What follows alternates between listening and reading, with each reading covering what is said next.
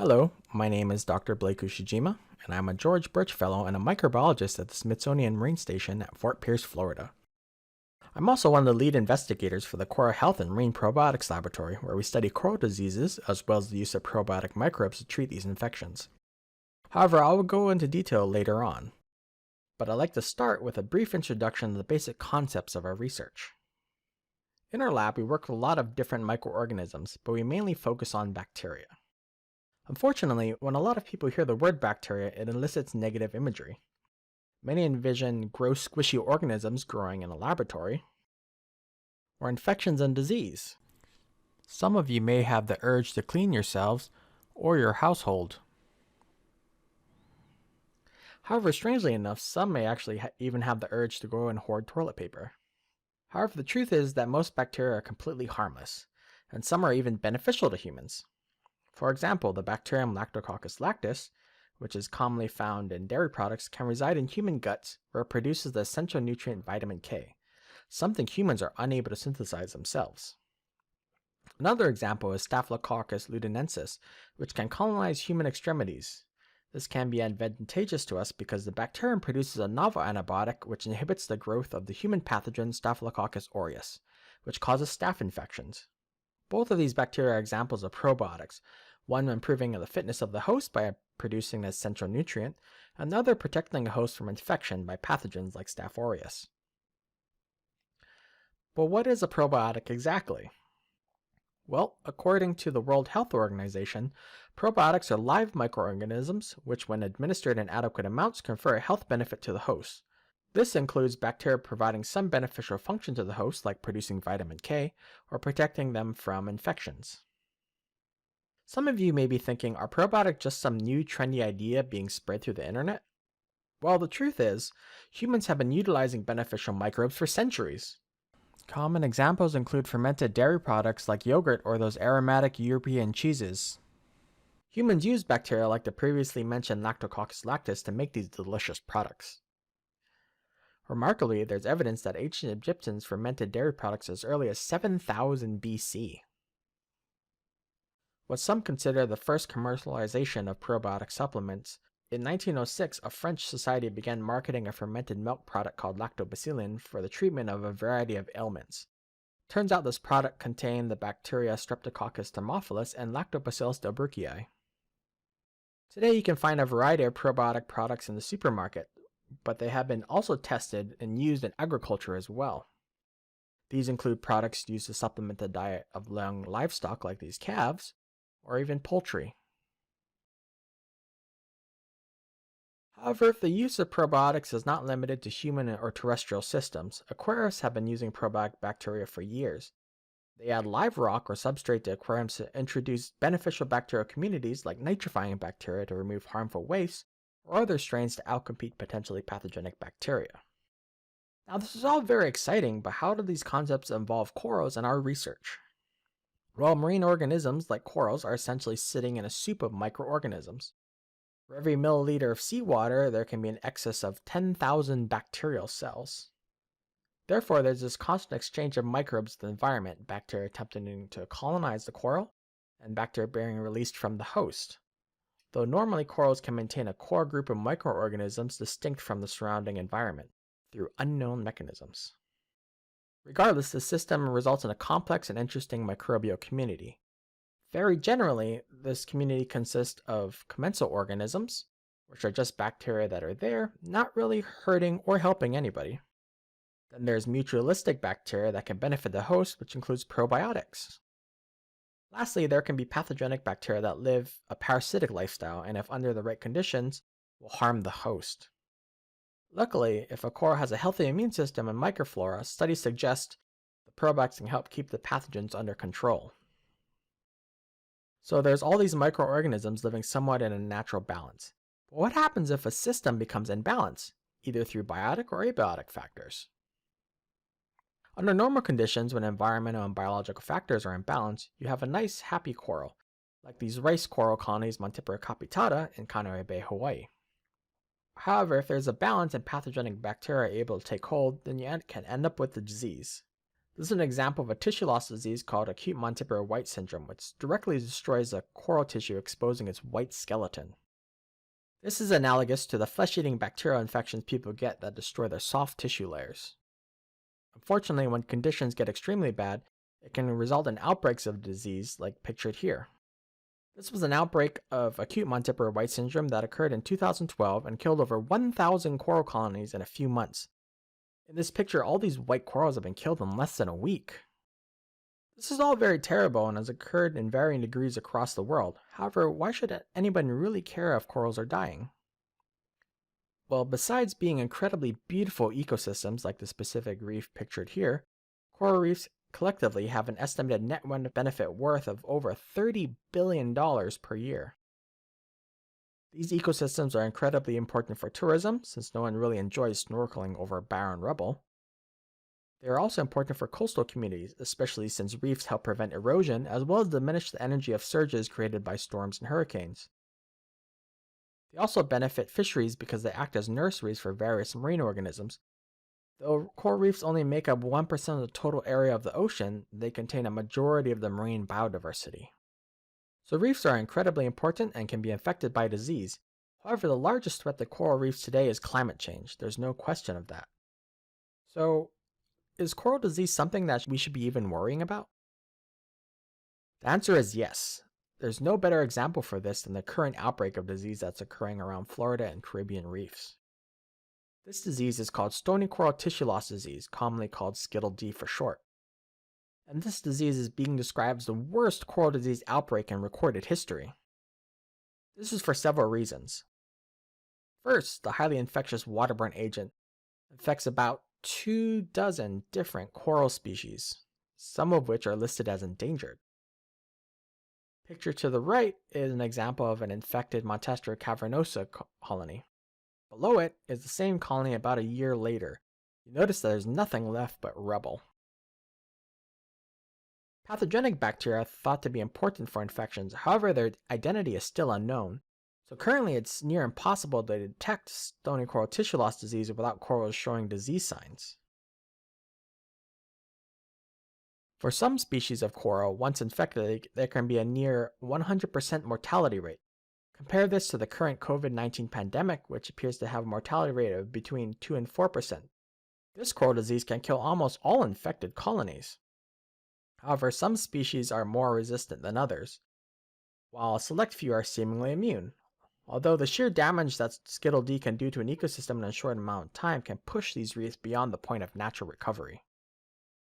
Lastly, believe it or not, stony coral tissue loss disease has been spreading since 2014 and is still progressing. It's unclear why, but this disease does not seem to burn itself out. On some reefs, there continues to be new infection years after the disease has moved through those areas. The outbreak of stony coral tissue loss disease began in 2014 and is suspected to have started around Miami-Dade County. However, since then it has spread to over 90% of the Florida reef tract, which is also the third largest reef system in the world. Unfortunately, Skittle D has spread outside of Florida and continues moving into the Caribbean. These arrows indicate some outbreaks and dates they occurred. As you can see, Skittle D has affected various reefs around the region.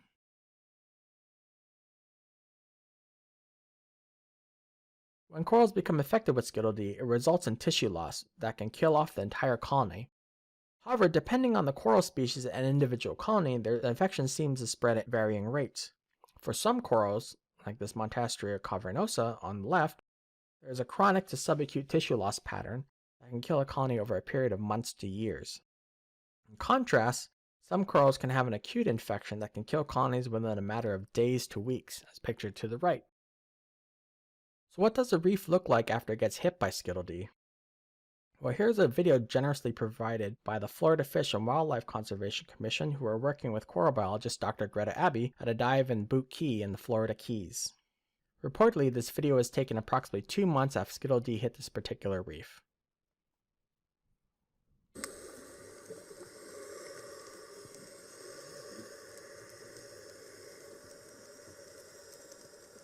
As you can see, most of the coral colonies pictured here are actually dead or dying. You'll notice some of the brain corals still have some living tissue, which is a brown coloration.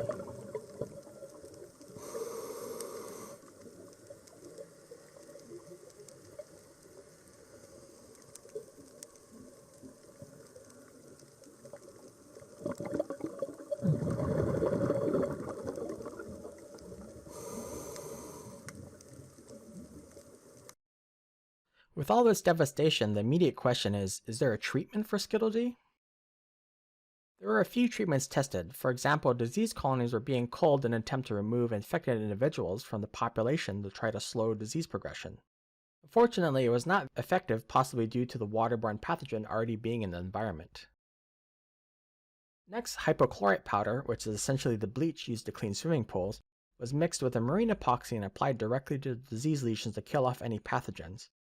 But surprisingly, this was not very effective and likely needs more investigation and changes to the methods if it could be used for treating disease. Currently, the common treatment used by intervention groups in Florida is a mixture of the antibiotic amoxicillin with a proprietary paste applied to lesions. There has been a valiant effort put forth by these intervention groups, and the treatment seems to work on a majority of corals.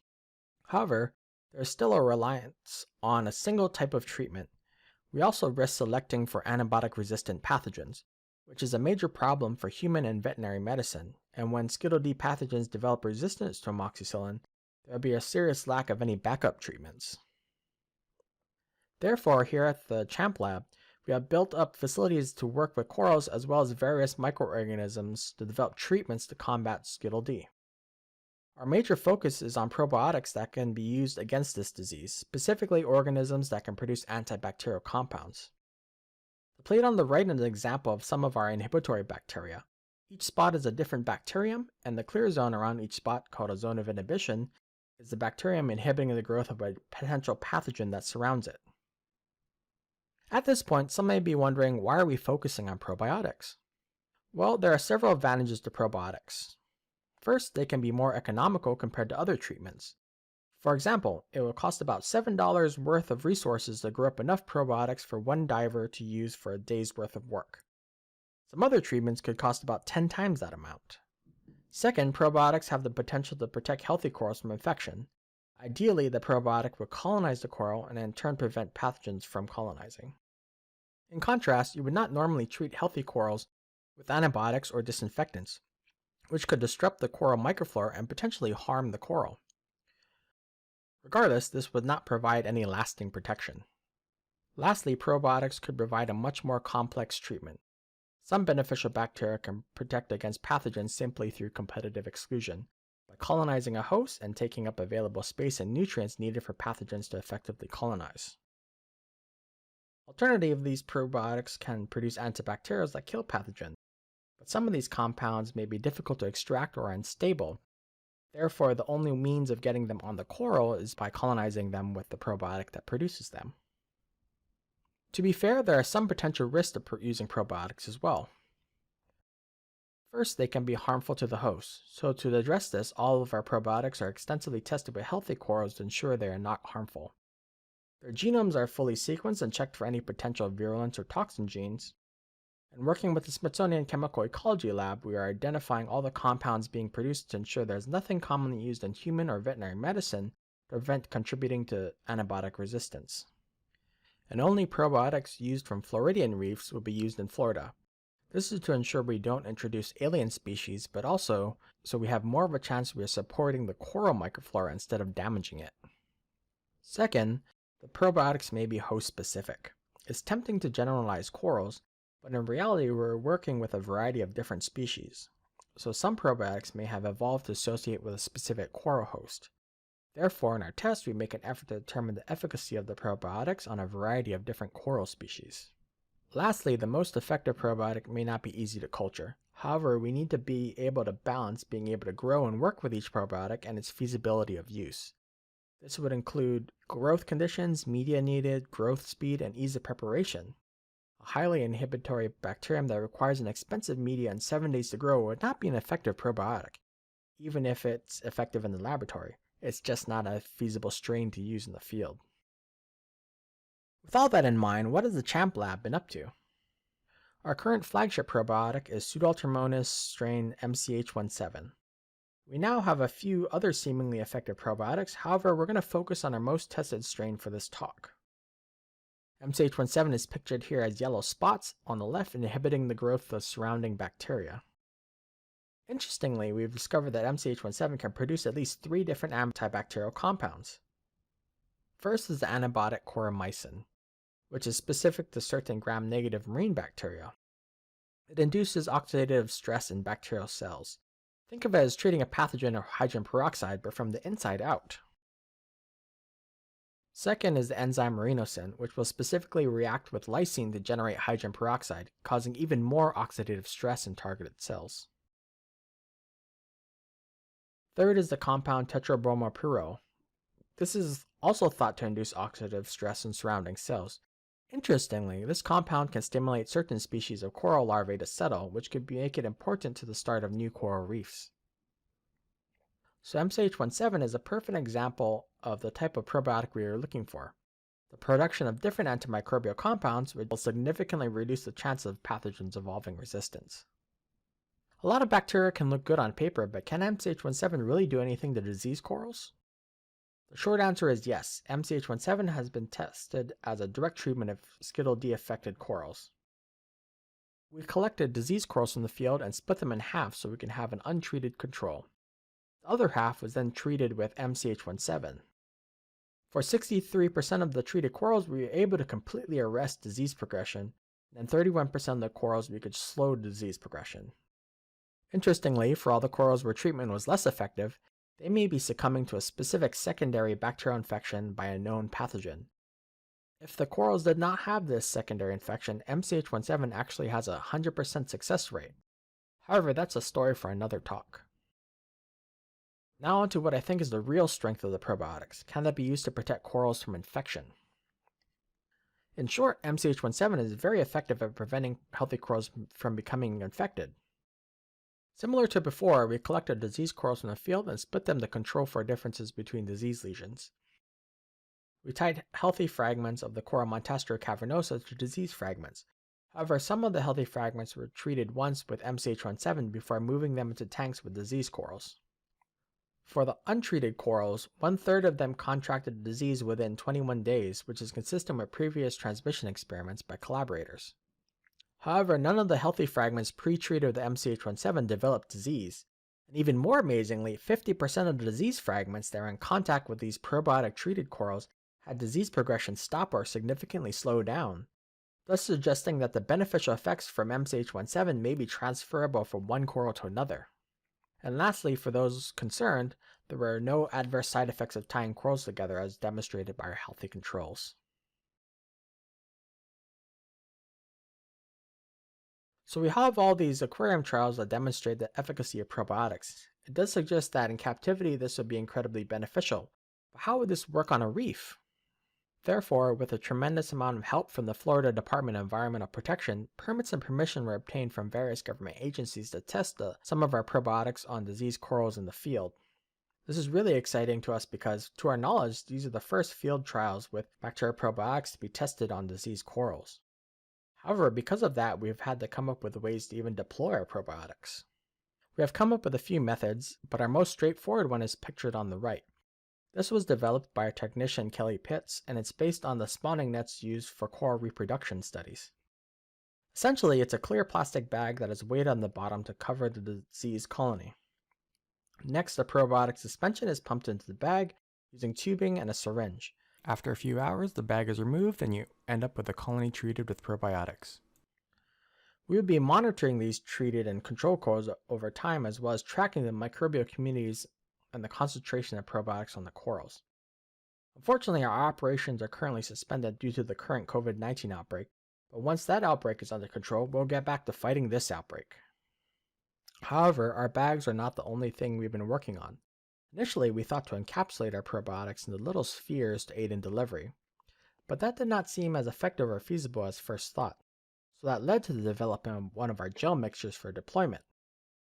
This is one of our more exciting deployment methods, which consists of a biodegradable gel that can be safely mixed with the probiotics while it stays malleable within a syringe. Once extruded onto the coral, it begins to harden and stick to the coral.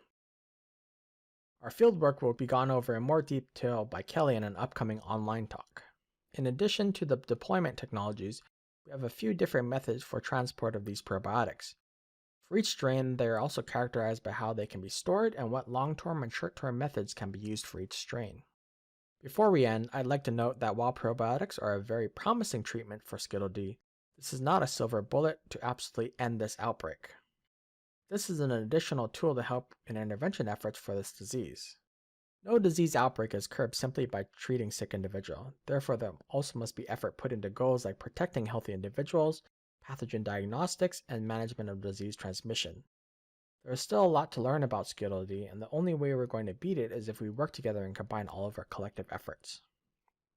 With that said, the Champ Lab and I ask that you stay tuned because we have a lot more data that we haven't had time to share with you in this talk. We have made a tremendous amount of progress over the past year and has given us hope in fighting Skittle D. I'd like to thank our collaborators here at the Smithsonian Chemical Ecology Lab, as well as those at the University of Florida, Georgia Institute of Technology, and Oregon State University. I'd also like to thank the Florida Department of Environmental Protection, NOAA, and the U.S. Environmental Protection Agency for their generous funding of this project. Lastly, the Champ Lab and I would like to thank you for listening. I've had the opportunity to work with a bunch of awesome students as well as Smithsonian colleagues. Thank you very much for listening.